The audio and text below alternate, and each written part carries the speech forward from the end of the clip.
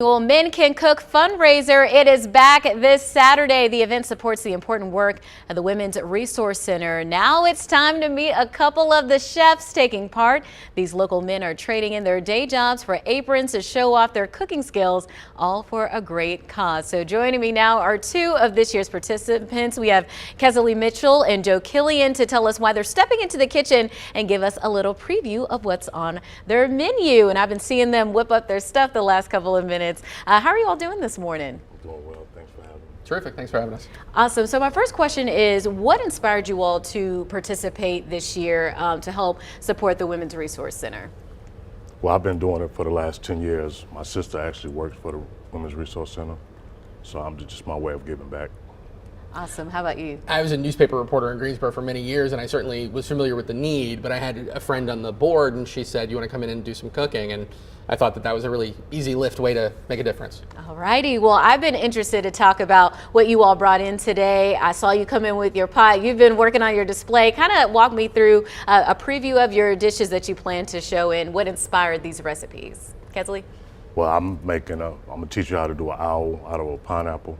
Okay. And I've been doing it for the last 25 years. It's sort of what I'm known for. So. How long, so you've been doing this for about 25 years. What all goes into doing this? Because you were working on it for quite a while. Yeah, well, it takes a lot of time and patience, and you got to work on your angles, but for the most part, it's not hard. Okay. And what did you bring in today? The exact opposite. I made a big potted chowder. This guy's a professional. He came in with a knife roll and everything. I just made a big pot of corn and potato fall chowder, which is a crowd pleaser for a large number of people, which is what you kind of need for this event too. So that's what somebody who's an amateur can do. Since you all have participated before, what is the environment like when you're there? It's friendly. It's a lot of great food. A lot of music. You know, it's really nice. So.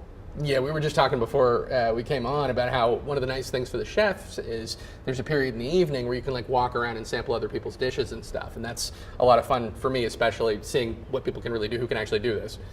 And I know it's not officially a competition, but does it get a little competitive when you're out there trying to measure up against the other dishes that are brought? It does, but you know, you just gotta be confident and just do what you gotta do. You know. It feels good if people come back to your table and want some more of whatever you made, but my ego is in check because I see the pros doing it for real, and I'm not in the competition. I don't know. It might be simple, but I'm sure the chowder tastes delicious. But when it comes to when people taste your dishes, what do you hope that they take away from this experience, not just from the food, but from the mission behind this whole event? Well, as you know, it's a fundraiser for women, for the Women's Resource